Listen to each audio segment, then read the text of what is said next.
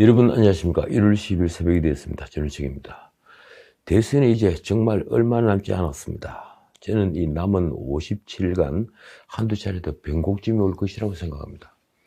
오늘 현재에서 볼 때 대선은 여전히 윤석열과 이재명의 싸움으로 압축되고 있습니다. 솔직히 안철수는 이번 지지율 대상승으로 거의 모든 여론조사에서 10%를 넘기고 있지만 아직은 이 3강 구도를 형성했다고 하기에는 부족한 수치입니다. 게다가 안철수는 지난 주말 치고 나갈 기회를 흘려보냈습니다. 그건 안철수가 먼저 반문, 반 이재명 단일화를 외치는 것이었습니다. 아마도 그랬으면 윤석열은 단일화 프레임에 그대로 묶였을 것이고 남은 선거기간 안철수와 비교가 되는 궁지로 몰렸을지도 모릅니다. 결국 두 사람은 단일화로 갈 수밖에 없을 것이고 안철수는 유리한 고지에 올랐을 수 있었을 것입니다. 말하자면 이슈를 선점해 말고삐를 쥘 수 있는 기회를 안철수가 놓친 것입니다. 후보 단일화 국민이 아니라면 결국 말이 3강 구도이지 이미 악재는 모조리 쏟아져 나온 윤석열에 밀려 안철수는 다시 군소 후보로 주저앉을 가능성이 높아졌습니다. 안철수는 어제도 단일화에 대한 질문을 받았습니다. 그는 프레스센터에서 열린 한국기자협회 토론회에서 6차례나 단일화에 관련된 질문을 받고 이렇게 말했습니다. 저는 단일화에 관심이 없다. 조금도 생각해 본 적이 없다. 윤석열은 성동구 카페에서 열린 신년 기자회견에서 단일화 질문에 대한 답변을 교묘하게 피해갔습니다. 그 부분은 유권자인 국민들께서 판단할 문제이며 제가 언급할 문제가 아니다. 그로서는 최선의 답변을 한 겁니다.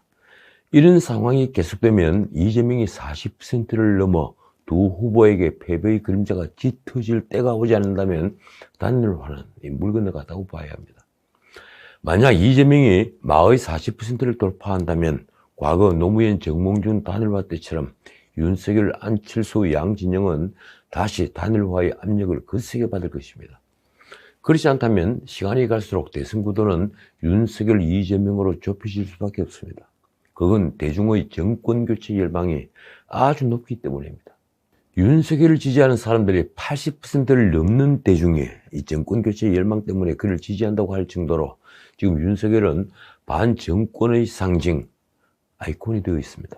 안철수 역시 지금은 반문 진영에 서 있지만 그는 진영을 오락가락하면서 아무래도 반정권의 상징이 되기에는 약한 느낌을 지울 수 없는 것입니다. 그러면 대선 때까지 어떤 변수가 있을까요? 저는 대장동 게이트가 아직도 휘발성을 가지고 있는 최대 화약고라고 생각합니다.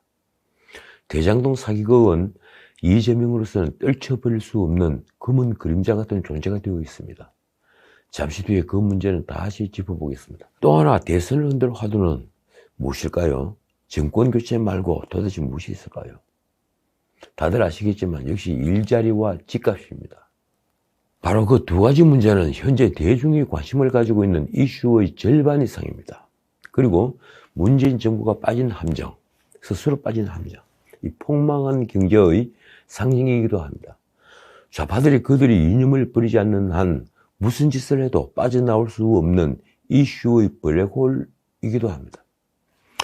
어제도 이재명은 5.5를 임기 내에 달성하겠다면서 국회의원회관에서 이제노믹스, 그러니까 이재명과 이코노믹스를 합친 이제노믹스라고 명명한 신경제 비전을 발표했습니다.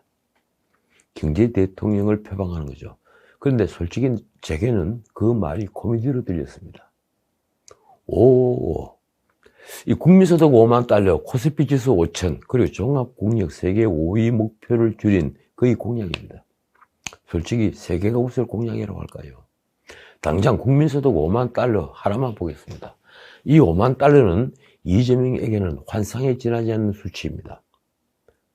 과거처럼 매년 5%씩 성장하는 초호황을 우리가 구가하더라도, 아니 개발도상국 때처럼 6, 7%를 성장하더라도 5년 뒤 1인당 국민소득은 5만 달러 정도입니다.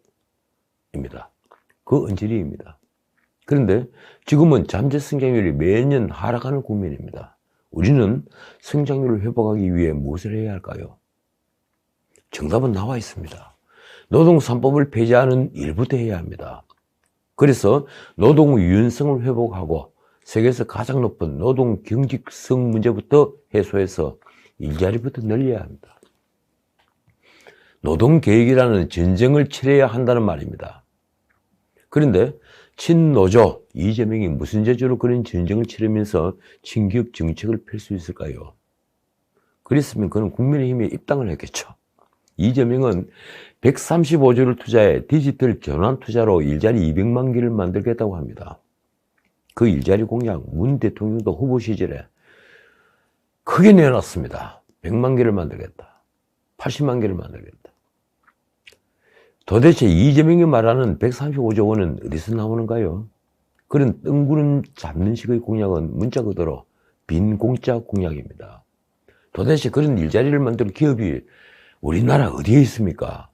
지금처럼 노동 3법 그리고 중대재해법이 옥죄는 상황에서 말입니다. 게다가 그는 기본소득이니 토지이익 배당금제니 하는 유사 사회주의 정책을 버리지 않고 있습니다. 아니 그걸 대표 공약으로 내놓고 있죠. 이재명은 기자들에게 이렇게 말했습니다. 임기 내에 도달할 수치는 아니다. 우리가 지향할 비전과 목표라고 생각해달라. 그러면 공약이라고 하면 안 되죠. 그러면서 이재명은 5.55 달성을 임기 내에 이룰 계획이냐는 질문에는 이렇게 즉답을 회피했습니다. 실현 불가능한 전혀 우리 역량으로 도달할 수 없는 걸 말씀드리는 건 아니고 상당히 빠른 시간 내에 도달할 수 있다고 믿는다. 제가 보기엔 이 555는 과거 이명박 전 대통령이 대선 때 내놓아 재미를 본 747 공약의 업그레이드판에 불과합니다. 이명박은 이재명처럼 가짜가 아닌 진짜와 가까운 실용주의자였습니다. 그런데 일자리 직각까지는 아니지만 갑자기 멸공이 선거판에 등장했습니다. 다들 알고 계시죠? 요사이 신세계 정용진 부회장이 내놓은 멸공이 세간의 관심사가 되어 있는 겁니다. 그가 촉발한 멸공에 대해 민주당 쪽 사람들이 스타벅스 불매운동으로 대응하자 페이스북에 이렇게 썼습니다. 쟤들이 미사일 날리고 핵무기로 겁주는데 안전이 어디 있나? 이때 쟤들은 북한을 얘기하는 겁니다. 사업하면서 얘네 때문에 외국에서 돈 빌릴 때 이자도 더 줘야 하고 미사일 쏘면 투자도 다 빠져나가더라. 당해봤나? 이 말은 사업가로서는 응당할 수 있는 평범한 말입니다. 아니 진솔한 얘기입니다. 그런데 정치권이 눈치를 봐야 하는 우리 형편상 대기업의 오너가 함부로 할 수 없는 말이기도 합니다. 그래서 저는 정용진의 용기를 높이 삽니다. 모두가 침묵할 때 말할 수 있는 용기는 사실 보통의 용기가 아닙니다. 그런데 이 판에 북한 김정은은 11일 다시 탄도미사일을 쏘았습니다. 지난 5일에 이어 다시 발사한 극초음속 탄도미사일입니다. 특히 이번 미사일은 지난 5일 쏜 미사일의 속도 마 6보다 훨씬 빠른 마 10에 가까운 속도를 보였다고 합니다. 문재인 정부는 북한의 미사일 도발 직후 안보실장 서훈 주재로 NSC 그러니까 국가안전보장회의 상임위원회를 열고 기껏 유감을 표시했습니다. 놀라운 건 합참이 지난 5일처럼 이날도 미사일이 비행거리와 고도를 밝히지 않은 것입니다. 말하지 못한 걸까요? 아니면 말하지 않는 걸까요? 비싼 돈을 써서 들여온 글로벌 호크는 무용지물인 겁니까? 아니면 북한 중앙통신 발표 때까지 얌전히 기다리면서 북한 눈치를 보는 겁니까? 어쨌든 어제 발사된 미사일 사거리는 지난 5일 발사된 미사일과 같은 700km였고 속도는 마 10에 가깝다고 합니다. 마 10은 중국과 러시아의 미사일 수준으로 워낙 빠른 데다가 발사부터 피격까지 워낙 단시간이라서 중도 요격은 사실상 불가능합니다. 한편 미국, 영국, 일본 등 6나라는 유효시간으로 10일 유엔 안보리에 앞서 공동성명을 통해 북한을 비난하고 CVID를 다시 내세웠습니다. 북한의 대량 파괴무기 WMD와 탄도미사일 프로그램 추구가 국제평화와 안보를 위협한다. 우리 목표는 한반도의 완전하고 검증 가능하며 불가역적인 비핵화다. CVID다. 이 말은 지난 4년 반 동안 김정은을 사실상 변호하고 옹호해온 문 대통령의 노력이 무위에 돌아갔다는 것을 의미합니다. 그런데 안보리에서는 중국과 러시아의 반대로 추가 제재나 결의, 의장 성명 등 조치는 전혀 나오지 않았습니다. 어쨌든 멸공이 지금 대중의 박수를 받는 것은 분명해 보입니다. 이 윤석열은 11일 북한의 미사일 발사에 즉각 대응했습니다. 그는 신년 기자회견에서 외신 기자로부터 오늘 아침에도 북한이 미사일을 쐈고 위협이 계속되는데 이를 방지할 계획이 있느냐 하는 질문을 받자 북한이 핵을 탑재한 극초음속 미사일 도발을 할 경우를 가정해서 이렇게 말했습니다. 그 경우 선제 타격밖에는 막을 수 있는 방법이 없다. 그렇습니다. 그게 진실입니다. 그는 그 뒤에 자신의 의견을 상세히 밝혔습니다. 지난 5일에도 극초음속, 그러니까 마 5 이상의 극초음속 미사일 발사를 했다. 마 5 이상으로 핵을 탑재한 미사일이 발사되면 수도권에 도달해서 대량 살상하는 데 걸리는 시간이 1분 이내다. 그 뒤에 덧붙인 말이 그의 내공이 진일보하고 있다는 걸 보여주었습니다. 그 경우 요격이 사실상 불가능하다. 그러면 조짐이 보일 때 삼축 체제의 가장 앞에 있는 킬체인이라는 선제 타격밖에 막을 수 있는 방법이 지금 없다. 그렇습니다. 사실 1분이 아니고 무수한 이 정도에서 서울을 타격한다면 7, 8분 정도가 걸리죠. 그래서 작게 501호는 북한이 도발 징후가 있을 때 선제 타격을 하도록 정해놓고 있으며 적의 수뇌부를 경멸하는 참수 작전까지 예정하고 있는 것입니다. 윤석열은 한 발 더 나가 북한의 호의를 평화쇼로 본다며 그간 문 대통령의 정책을 직격했습니다.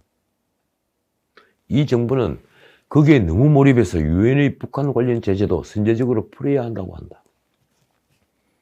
그는 문 대통령이 유럽 순방 때 마크롱 대통령에게 북한 제재를 풀자고 말했다가 구설수에 오른 것을 놓치지 않았습니다. 문재인이 안보리 이사국인 프랑스 대통령에게 북한의 선의를 강조하며 대북 안보리 경제 제재를 풀어달라고 요청한 기사도 봤다. 그 사이에 북한은 미사일을 더 고도화시켰다. 그게 바로 진실입니다. 윤석열은 현실을 명확하게 인식하고 외교를 통해 대북 압박을 해서 이 북한의 핵 고도화 과정을 어떤 방식으로든 중단해야 한다며 북핵을 현실로 인정해서는 안 된다는 것을 강조했습니다. 저는 이것만으로도 윤석열을 지지해야 하는 이유로 충분하다고 믿습니다. 자, 어쨌든 윤석열은 당내 내분을 정리한 뒤에 다시 지지도가 지금 급반등하고 있습니다. 그 중에서도 20대의 지지가 가파르게 치솟는 여론조사 결과들이 나왔습니다. 승부가 원점에서 시작되고 있는 것입니다. 미디어토마토가 1월 8일 조사한 여론조사 결과는 이렇습니다. 윤석열 38.2%, 이재명 38.2%, 그리고 안철수가 12.1%. 윤석열, 이재명 두 후보가 동률인 결과입니다. 이재명은 2주 전 40.1%에서 38.2%로 1.9%포인트가 하락을 했고, 윤석열은 33.9%에서 38.2%로 4.3%포인트가 급상승했습니다. 안철수는 6.6%에서 12.1%로 5.5%포인트가 급등하는 데 그쳤습니다. 특히 윤석열은 20대에서 20.4%에서 40.9%로 2배가량 지지율이 뛰었으며 30대에서도 23%에서 33.3%로 10.3%포인트가 올랐습니다. 여성가족부 폐지, 이 7자 공약이 보기보다 큰 반향을 일으킨 덕분입니다. 물론 당내 내용을 이제 정리한 것도 큰 효과를 봤습니다. 코리아 리서치가 1월 8일과 9일 조사한 결과는 더 놀랍습니다. 윤석열 40.3%, 이재명 34.7%, 안철수는 13%. 이 조사에서도 윤석열은 2030에서 호응을 이끌어냈습니다. 20대는 윤석열 38.2%, 이재명 21.4%, 그리고 안철수는 22%, 30대는 윤석열 39.1%, 이재명 23%, 안철수 24.3%. 전문가들은 역시 여성부 폐지 공약을 그 원인으로 분석했습니다. 여론조사 기관 공정위 결과도 윤석열이 급반등을 나타냈습니다. 윤석열 36.9%, 이재명 36.5%. 여론조사 결과에 일희일비할 필요는 없죠. 그러나 그 흐름만은 지켜봐야 합니다. 그 흐름은 이렇습니다. 윤석열이 급락했다가 다시 급반등하고 있다. 어제 발표된 이 새 여론조사 결과를 보면 윤석열은 일주일 전 최저점을 찍고 급반등을 하는 것을 알 수 있습니다. 그는 여전히 정권 교체의 아이콘으로 작동하고 있는 것입니다. 자, 이제 대장동 게이트에 관련해서 말씀드리겠습니다.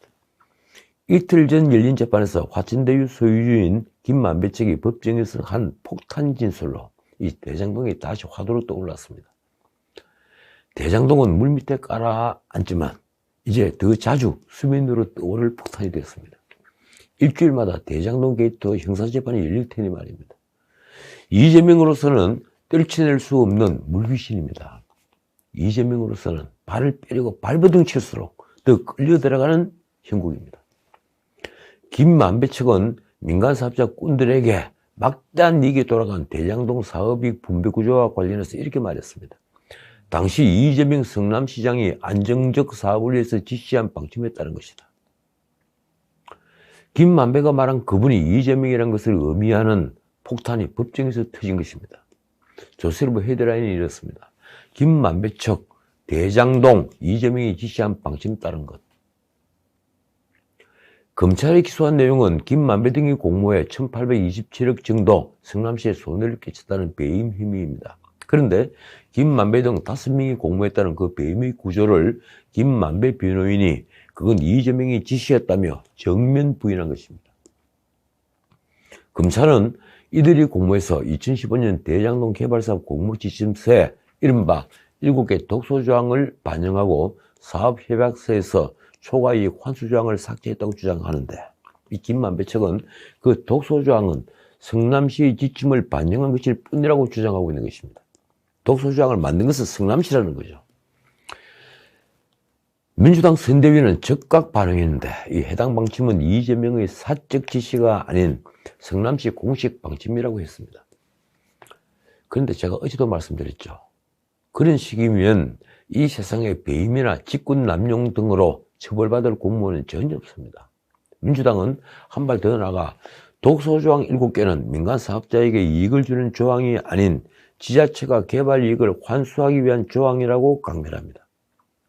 정말 그렇습니까? 그런 식이면 개발 사업에 따른 기부 체납은 모조리 공익 환수가 됩니다. 이재명식 포장 소유자고 할까요? 한편 이틀 전이죠. 김만배 측 폭탄 진술을 접하고도 오늘 재판이 있었습니까? 라며 시침을 떼던 이재명은 어제는 태도가 바뀌었습니다. 적극적인 발언을 내놓은 겁니다.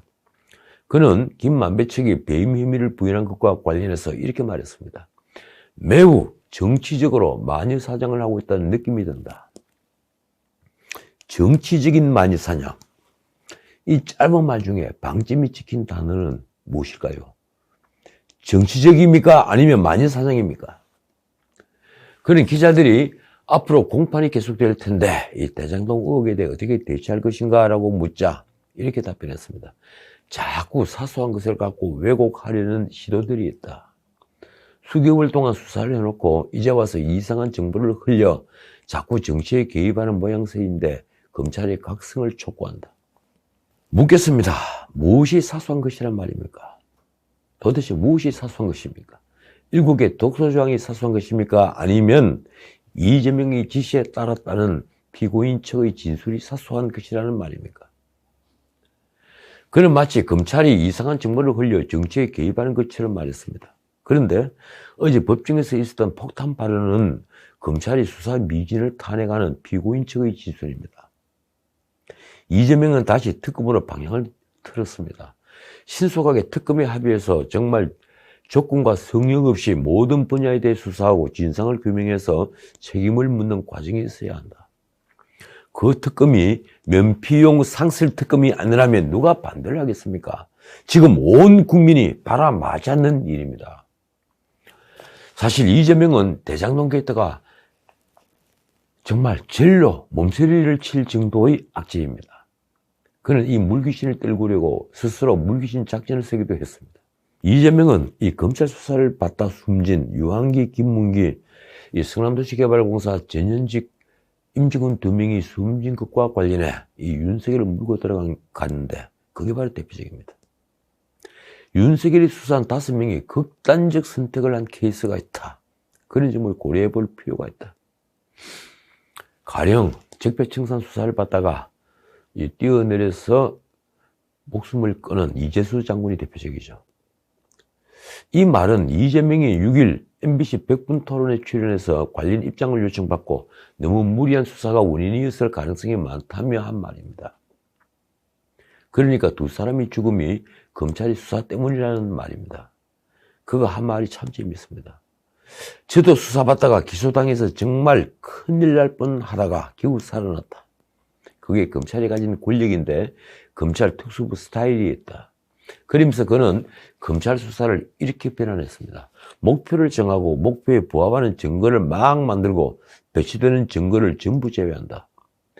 그러면 어느 순간에 나는 아닌데 제시되는 증거는 다 내가 죄를 지었다고 나온다. 그때 멘붕에 빠진다. 그런 가능성이 하나 있다. 그도 멘붕에 빠진 모양입니다. 그는 대장동 게이트에서 왜 사람들이 아직도 미심쩍어하는 것 같았냐고 묻자 천연세를 이렇게 말했습니다. 워낙 이해관계가 큰 일에 제가 외면하지 않고 개입했기 때문이다. 민간의 개발 이익을 준 것이 국민의힘이고 국민의힘 관련자들이 50억 원, 100억 원을 받았다. 왜 저를 의심하느냐. 아니 도대체 대장동 설계를 누가 했는데 민간의 이익을 준 게 국민의힘이라고 하는 겁니까? 정말 놀라운 뒤집어 씌우기입니다. 곽상도는 그렇다 쳐도 박영수 특검을 추천한 쪽은 당시 야당인데 그를 임명했다고 해서 박영수가 국민의힘 사람이라고 덮어씌우는 꼴입니다. 참 놀라운 신공이라고 할까요? 자, 오늘은 여기까지입니다. 오늘도 드릴 말씀은 정말 많은데 시간상 줄이겠습니다. 딱 한 가지만 말씀드리죠. 로널드 레이건 대통령이 1987년 6월 10일 베를린 브란텐부르크 문 앞에서 연설한 말입니다. 자유는 번영에 이르게 하고 자유는 국가 간의 오래된 정모를 일치와 평화로 바꾸주므로 자유가 승자입니다. 그 레이건이 독일을 통일로 이끌었습니다. 그렇습니다. 우리는 지금 자유냐 통제냐를 결정하는 싸움을 벌이고 있습니다. 그 싸움에서 반드시 이겨야 합니다.